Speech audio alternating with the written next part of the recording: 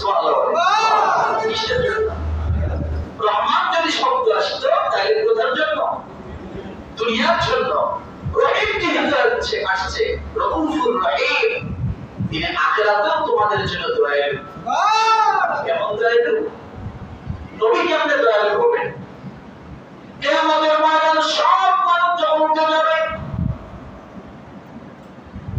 এই মানুষগুলোকে উঠানোর আগে সর্বপ্রথম আল্লাহ তাআলা জিবরিল আলাইহিস সালাম দিবেন। জিবরাইল,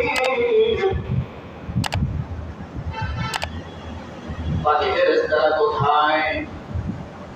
সামনে উপস্থিত হয়ে যাবে। আল্লাহ ডাক দিবেন, আমার বন্ধুকে কিয়ামতের ময়দানে উঠাও। আমার বন্ধু যারা আমি আল্লাহ কিয়ামতের ময়দানে ভিড়ে রাখবো। সুবহানাল্লাহ। আগামী কাল বলে কিয়ামতের ময়দানে ভিড়ে কে করবে? নবী সাল্লাল্লাহু আলাইহি ওয়াসাল্লাম। অনেক লম্বা কথা। ওনাকে যখন কবরে রওজা মুবারকের কাছে যাওয়া হবে, যে বলবেন নবী আপনি ওঠেন, উঠবেন না। আবার জিবরাইল মিকাইলকে বলবেন আপনি ডাক দেন, বলবেন নবী আপনি ওঠেন, উঠবেন না। আবার আজরাইলকে দিয়ে বলবেন, তারা কেউ ডাকতে যাবে না, তারপরও ডাকতে বাধ্য, নবী আপনি ওঠেন, ওঠে না। জিবরাইল, মিকাইল, ইসরাফিল, আজরাইল সবাই ডাকার পর যখন রাসূল ওঠেন না, এরপরে জিবরাইল আমিনের তো জানা আছে কি বললে কি হয়। সুবহানাল্লাহ। কার জানা আছে? জিবরাইলের অভিজ্ঞতা আছে কি বললে কি হয়। ওই হেরা তোমার যখন বলেছিলাম পড়ে করো, রাসূল পড়েন না, আবার বলো রাসূল পড়েন না, আবার বলো রাসূল পড়ে করো, রাসূল পড়েন না। যখন বলছে ইকরা বিসমি রাব্বিকাল্লাযী খালাক, জিবরাইল বলছে ইকরা, পড়ে না। যখন আল্লাহর নাম নিয়ে বলছে ইকরা বিসমি রাব্বিকাল্লাযী খালাক, যিনি আপনাকে সৃষ্টি করেছেন, তিনি আপনাকে পড়তে বলেছেন, পড়েন। তখন এই রাসূল ইকরা বিসমি রাব্বিকাল্লাযী খালাক শব্দ ব্যবহার করেছেন। এটা কার জানা আছে? জিবরাইলের জানা আছে। সারাদিন যদি বলি আপনি উঠবেন না। জিবরাইল আমিন শেষবারের মতো ডাক দিয়ে বলতেছেন, আল্লাহ রাসূল সাল্লাল্লাহু আলাইহি সাল্লাম, আসসালাতু ওয়াসসালামু আলাইকা ইয়া রাসূলুল্লাহ। ও নবীজি, যিনি আপনাকে ইয়াসিন বলে সম্বোধন করেছেন, তিনি আপনাকে ডাকছেন। যখন বলছেন যিনি আপনাকে ইয়াসিন বলে সম্বোধন করেছেন, তিনি আপনাকে ডাকছেন, এই কথা বলার সঙ্গে সঙ্গে কবরের পানি অটোমেটিক সরে যাওয়া শুরু হয়ে গেছে। রাসূল দাঁড়িয়ে গেলেন, দাড়ি মোবারক ঝাড়লেন, ঝাড়ার পরে তাকে তাকান, ভাবে তাকান, কিছুই দেখা যায় না। ওরাকটা কবরের পাশে দাঁড়ানো। আল্লাহ নবী সর্বপ্রথম জিজ্ঞাসা করলেন, ভাই জিবরাইল, এটা কোন মাঠ, কিসের মাঠ? বলে কিয়ামতের মাঠ। সঙ্গে সঙ্গে আল্লাহর নবী ডাক দিয়ে বলে, যদি কিয়ামতের মাঠ হয় তাহলে আমার উম্মতের কাউকে তো দেখতেছি না কেন? কিয়ামত অনুষ্ঠিত হয়ে শেষ হয়ে গেছে, হিসাব কি শেষ হয়ে গেছে, আমার উম্মতদের কি জাহান্নামে দিয়ে দিয়েছে। আজকে কাউকে দেখি না কেন, মানুষ দেখি না কেন কিয়ামতের মাঠে? জিবরিল আমিন ডাকতে বলে, ইয়া রাসূলুল্লাহ, এই কিয়ামতের ময়দানে সর্বপ্রথম আল্লাহ আপনাকে উদিত করলেন, আপনার মাধ্যমে ফিতে কাটবেন, আপনার মাধ্যমে কিয়ামতের ময়দান অনুষ্ঠিত হবে, আপনি উঠবেন, তারপরে আপনার উম্মত কিয়ামতের ময়দানে উঠবে।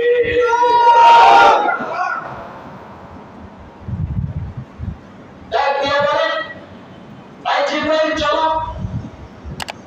এই ভিতরে আল্লাহ তাআলা দুনিয়ার সব মানুষদেরকে কিয়ামতের ময়দানে উঠালেন। আলাদা একটা স্পেশাল স্টেজ আছে। জিবরিল আমিন আল্লাহর নবীকে স্পেশাল স্টেজের মধ্যে নিয়ে গেল। যাওয়ার সঙ্গে সঙ্গে আল্লাহর নবী যখন স্টেজের ময়দানে চলে গেছেন, স্টেজের মধ্যে যাইয়া রাসূল দাঁড়িয়ে ছিলেন না, সঙ্গে সঙ্গে রাসূল কপালটা জমিনের মধ্যে ঠেকাই দিয়া ডাক দিয়ে বলে, আল্লাহ আপনি কাছ কাছে আসেন, আপনার সাথে বুঝ পরামর্শ হবে, তারপরে আপনি কিয়ামতের ময়দানে বিচার করবেন। এই জন্য রব্বুল আলামিন ডাকতে বলেন, হারিসুন আলাইকুম বিল মুমিনিনা রাউফুর রহিম।